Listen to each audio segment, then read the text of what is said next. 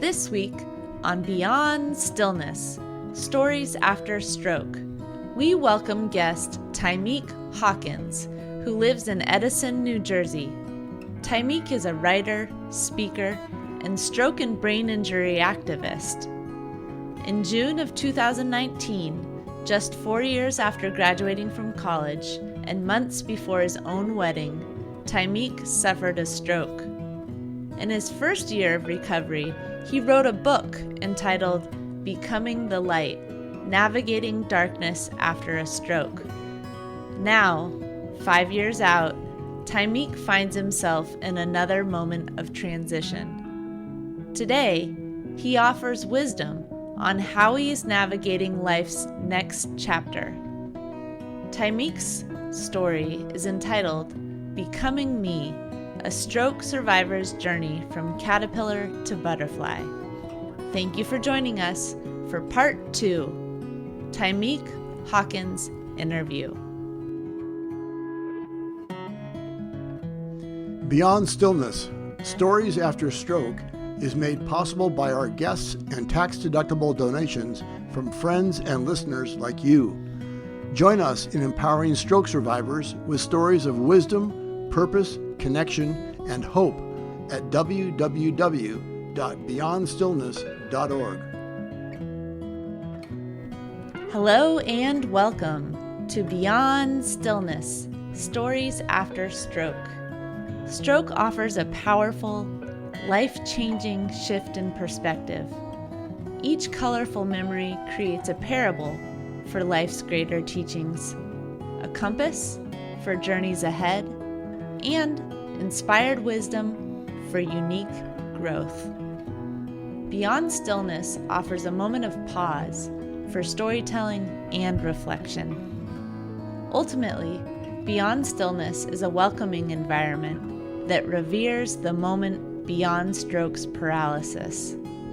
Still moments unite humanity and divinity. I'm your host, Molly Bucola.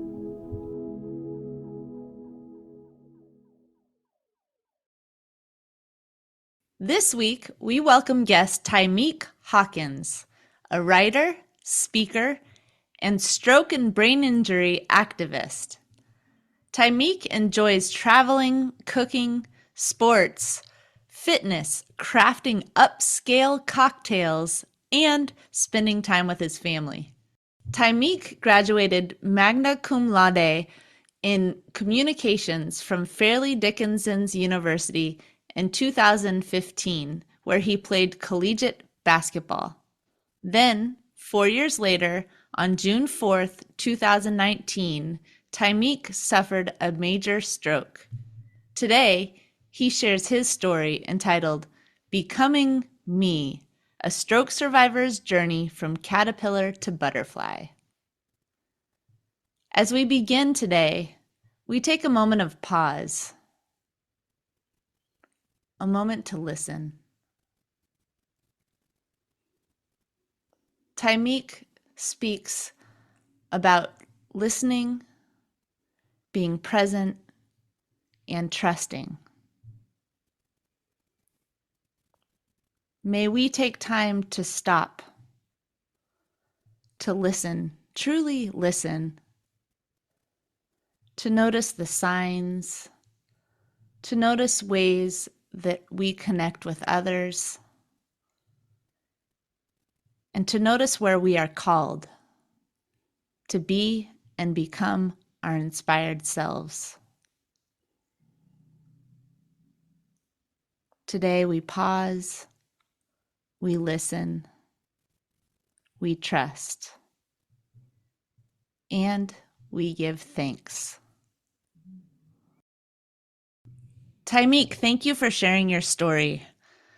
What were some of your thoughts and feelings when you were first diagnosed with a stroke? You're so young.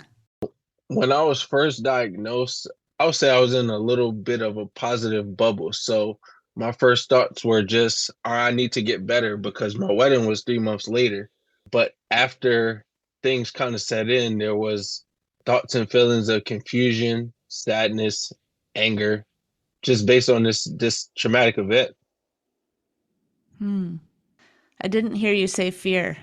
I was never afraid because of that dream. So I always felt that I was covered by God through this. So I never was afraid at any moment. That's how I was able to just look at Rachel and say, I'm going to be fine.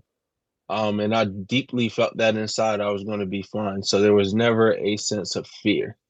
Huh. You have a very mature and unique perspective and spirituality. How would you describe your spiritual life and ponderings before the stroke? Before the stroke, I would say my spiritual life wasn't nearly as strong or deep as it is now. I grew up in Catholic school. To me, being religious is one thing, but being spiritual is such a deeper meaning. As I became an adult, I really took time to not focus on religion, but more so spirituality. Would you say that your encounter with the figure was your impetus to start exploring spirituality? That was probably the tipping point. For me in high school, I went to a Quaker school and we studied world spiritualities. We had a class on world spiritualities. So for me, I was always keen to learn of the different spiritualities of the world and see how I connected with them and see where that took me. So it led me to Christianity. I just feel that I'm just connected to God on a deep spiritual level through my experience. Huh. In your story, you shared a profound moment during your transfer to the rehab hospital. What were your feelings in that moment when you were witnessing this really blue sky and the vivid clouds and the sun playing peekaboo? My first thoughts or my feelings, I would say, was joy. I remember being rolled out of those hospital doors and feeling the warmth of the summer. I love that. And recovery undoubtedly has moments of darkness. How do you get through those moments of darkness? Getting through those moments of darkness, one is a lot of reflection of understanding where I am now versus where I come from, all the progress that I've made. I lean on my wife and my family in those moments. And of course, spiritually, in the toughest moments, I rely on God. Hmm. Shifting gears here a little. In your story, you described a time toward the end of your college career when you decided that you didn't want to play for the NBA after all.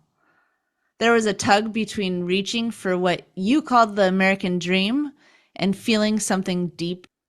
What did that something more feel like? How did you know that something was tugging at you? I've always been one to march to my own drum, and it just didn't feel following the American dream as we learned it was what I was supposed to do. Go to college, get a career, graduate, buy a house, buy a car, start a family, things like that. I felt that that's a part of life, but that's not all there is to life. I always felt that there was so much more. And the American dream doesn't talk about how impacting others. And I've always desired human connection, hearing stories and other people's stories and knowing other cultures and that things like that have always intrigued me. So I knew it was more to life, but the determining factor where the tug of pull is financially. You have to make money in order to progress through life. But, I knew it was so much more to than just making money. Hmm. It sounds like you've always been aware of a tug or a pull. And in your story, you talk about the figure or maybe the soul, knowing that there's something more or deeper or beyond. How has that influenced your recovery the past 5 years? That has impacted my recovery positively, of course, because it allows me to then be in tune with myself because I'm taking moments to understand where I am in the present, to reflect where I've come from. So it allows me to continue to want to progress. I don't look back at I want to be the old me, which I know a lot of survivors look to be their old selves, but I always thought about it as I've grown, and without this experience, I wouldn't have the knowledge that I have now. It's tough on the spiritual and mental side for a lot of people, but for me, there was just a calmness that's just hard to explain. It's just in me, and I just feel guided on which way to go, Hmm. because I take the time to listen. Hmm. I love that about your story, listening to where you're led. You spoke a little bit about the mental side of recovery, and thank you for sharing the particularly difficult scene in the bathroom. Many stroke and traumatic brain injury survivors experience depression through recovery. How did you know it was time to seek professional help?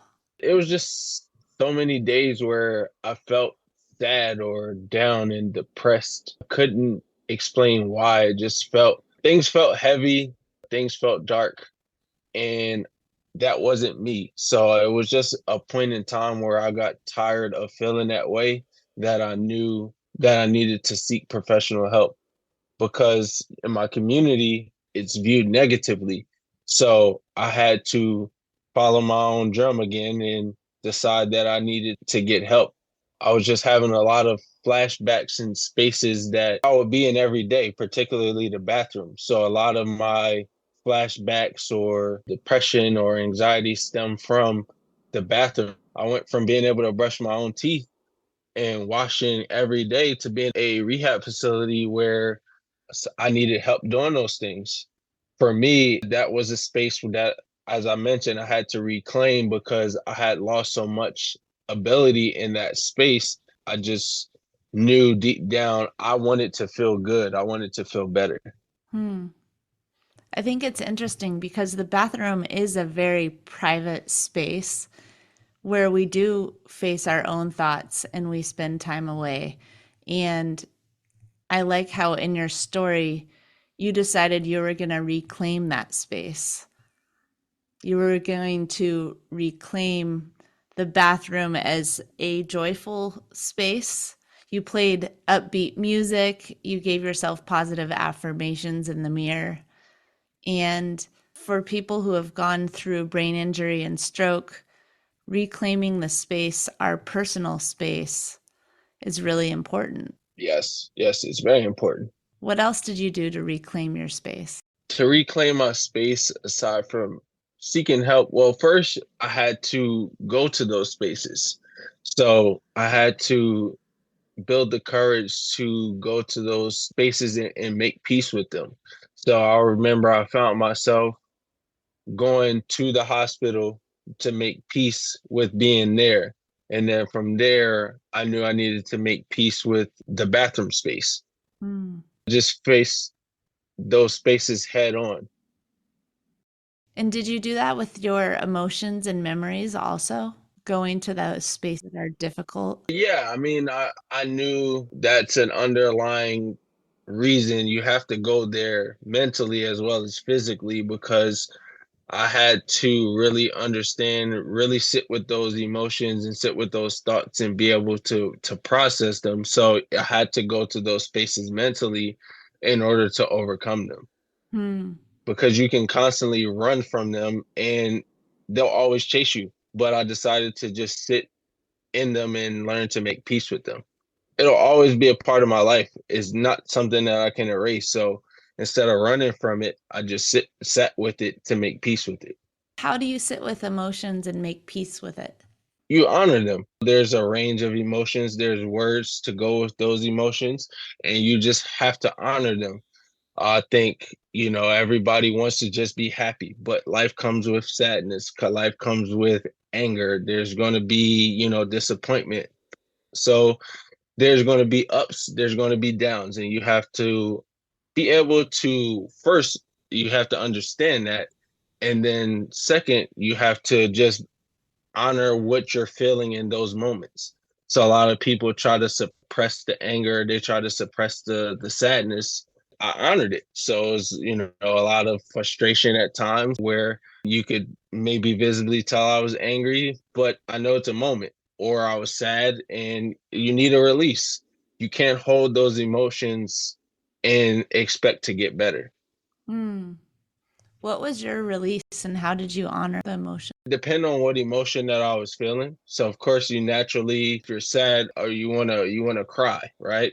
For me, what I've been able to do is when I'm angry, I'm able to channel it and use it in therapy. So I won't necessarily lash out in real time. I'll just hold on to that feeling. And instead of, my wife or a friend falling victim to that anger, I then take it out in therapy and it helped propel me through my therapy goals. Hmm. It's always so helpful to have somebody else present to bounce our thoughts and emotions off of or through, because sometimes we just get caught in our own minds. Tymiak, you talk about facing the darkness and honoring the darkness. You wrote a book entitled Becoming the Light, Navigating Darkness After Stroke. Please give us a synopsis of that book. It was the first form of therapy for me. It was a way to unravel my thoughts and get them out of my head. And it turned into a book. So what happened was my social following grew and I would get a lot of questions because the quickness of my physical recovery. I couldn't answer everyone. So I figured, hey, I'll just write a book and detail my experience from beginning until right before the pandemic hit or the wedding. And it just details the experience itself and my thoughts and thought process through what was going on in my life process after having a stroke to that point. Usually, when you hear about events like this, you'll hear so and so had a stroke or so and so got injured. And then you'll hear, well, so and so is better. And what you're missing is really the meat and potatoes of the experience. So what I wanted to do was just give as detailed of an experience as I could, and especially from a guy because they say men don't really open up about these experiences. So I wanted to be different and just provide hope to others with the book. Again, you're being honest with yourself and you're being detailed and vulnerable in a way that welcomes others to also be vulnerable about their own stories. So you detailing ways that you have become the light invites others to be the light as well.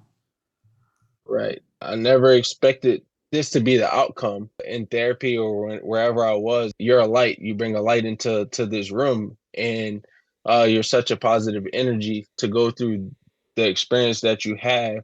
You handle it so well, and so for me, it was just being a light for others. It was in my mind. I went into the book was write the book that you needed when you were experiencing this.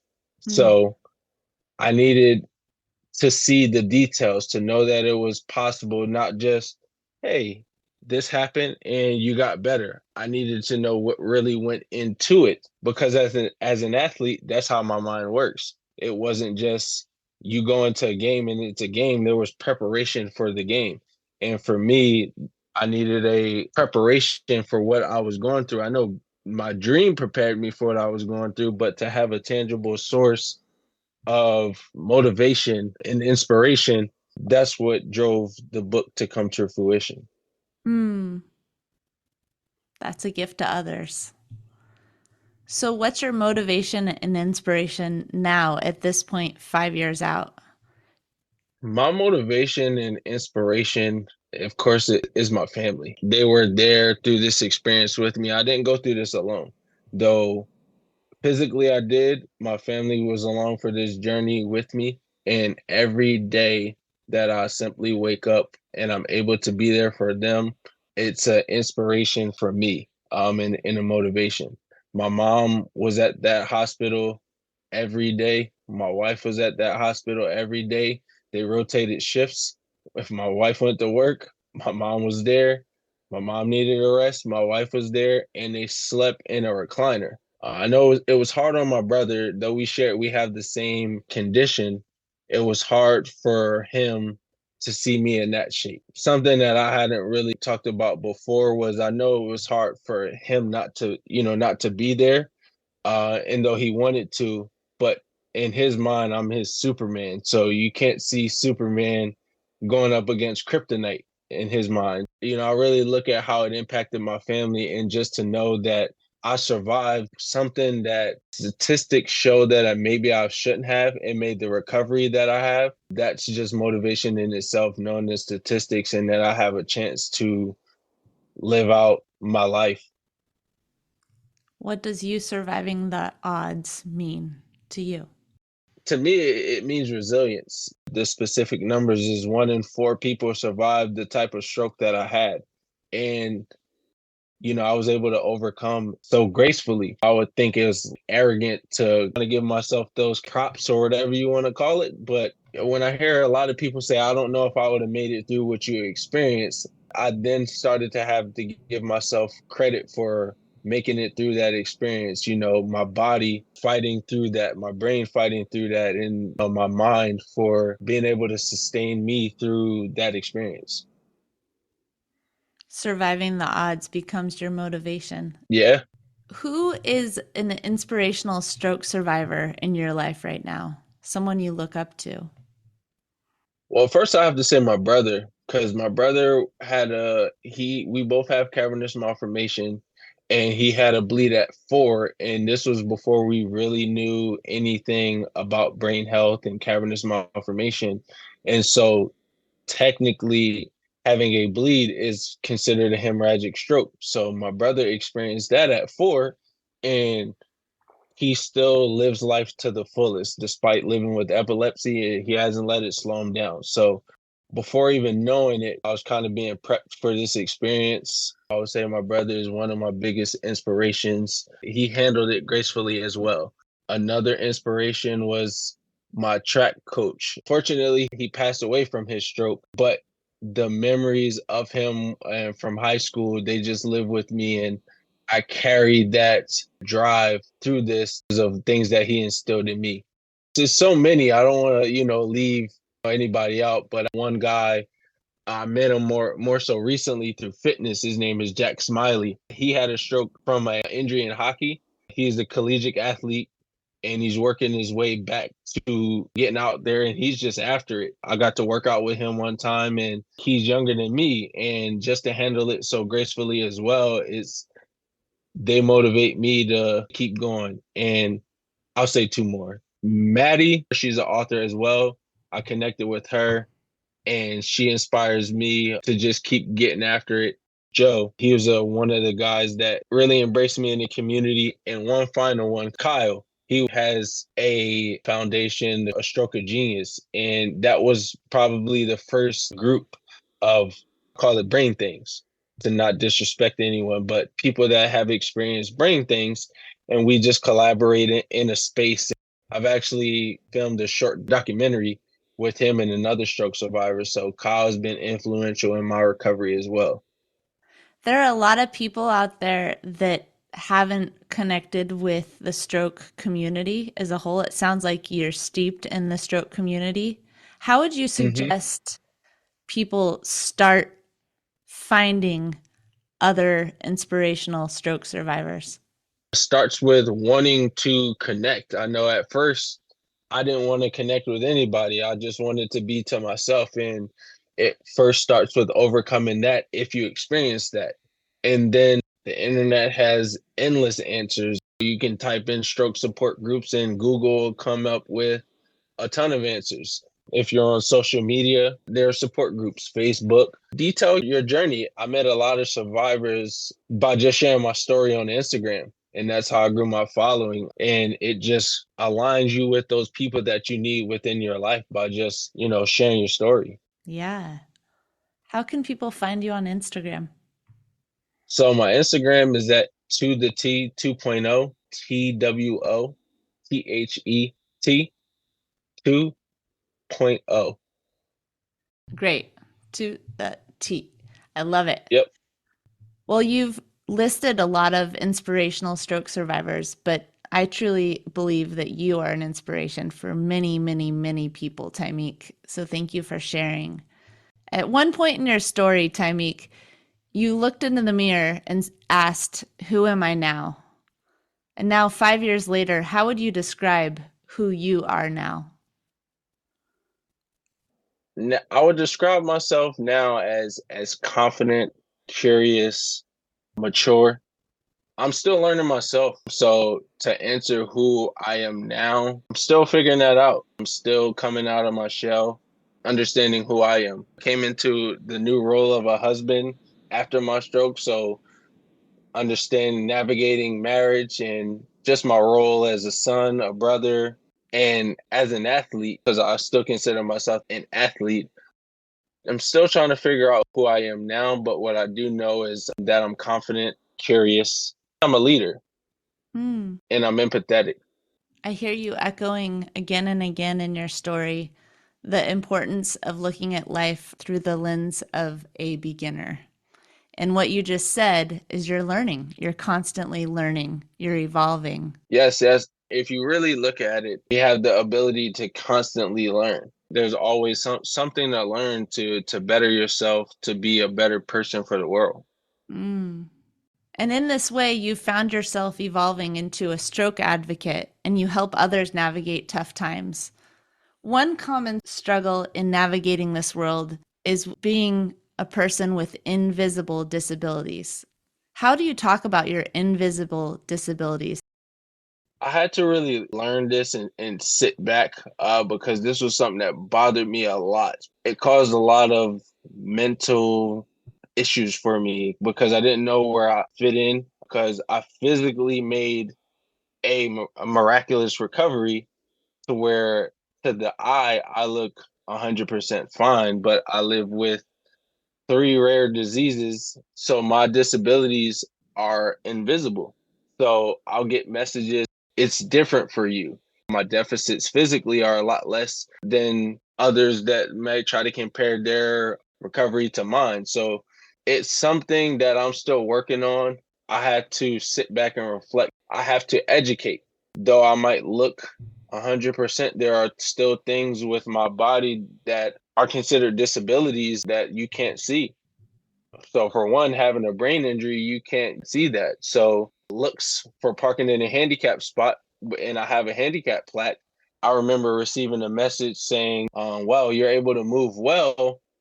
And I'm just stuck with a handicap plaque, pain, and fatigue. So to me, sometimes I feel that my disabilities are negated because you can't see them. And then I have to remember to educate, like, hey, or show that side. I still experience fatigue. I still experience nerve pain on my left side. A lot of people don't know this, but my left side, it doesn't have the same sensation as my right side. I had to sit back and really understand that it's my responsibility to then educate people because without doing so, they'll never know. Yeah. Flannery O'Neill talked about that in her interview also, the challenges of invisible disabilities and the challenge of talking with others about it. It's tough because then a lot of times you get, from my experience, I don't want to generalize, it seems as if you aren't believed. It would make me angry at times, but then I had to sit back and reflect and understand that it's not people's fault. It's my job to educate them and help them to understand through my story. Again, an advocate.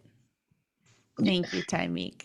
We've come to the end, but in your own words, for parting words, I'd like you to finish the following sentences. There are two of them. We'll begin with my stroke has taught me. To live life. Yes. My hope for fellow stroke survivors is. They find the support to progress them through their healing. Mm, thank you. Thank you. Well, Tymiak, thank you so much for connecting over the past month or so. It's been a pleasure. I enjoy talking with you about spirituality and life and meaning, and you're a very deep individual and very motivated. And thank you so much for being an advocate. And I'm excited to see what's next for you. It was a pleasure meeting you as well. I know it started with me already having the book and the story, but I learned so much through this process that my story was deeper than what I thought it was in just a book. You might have another book in there. I think so. In closing, we take a moment of pause. calling to mind ways that our own lives have evolved, shifted, transformed through recovery. Tymiak had the courage to ask, "What's next?"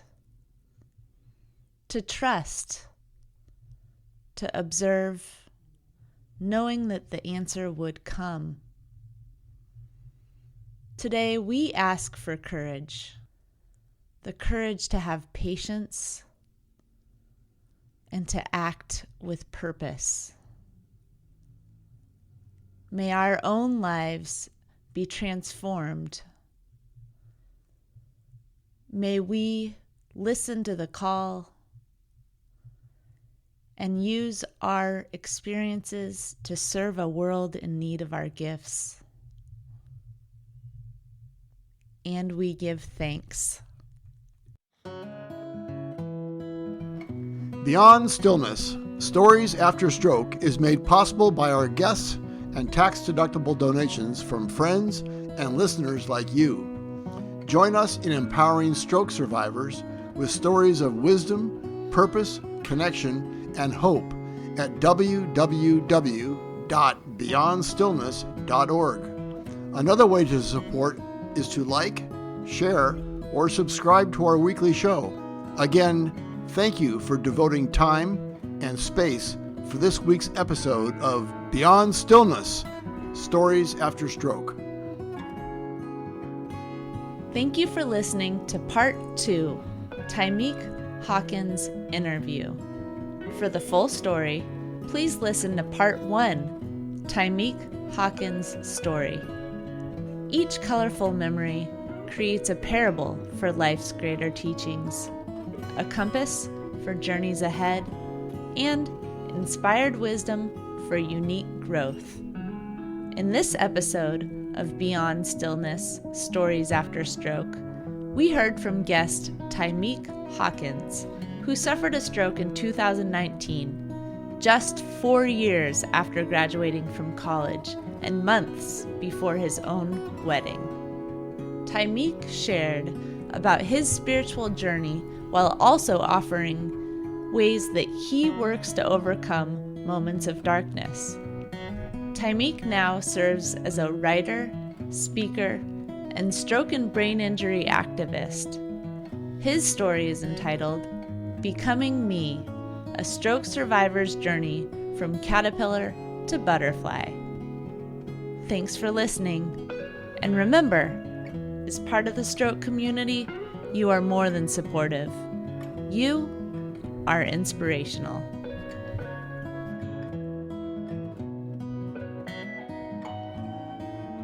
If you are part of the stroke community and have a story you'd like to share on the show, please contact us. Email molly@beyondstillness.org.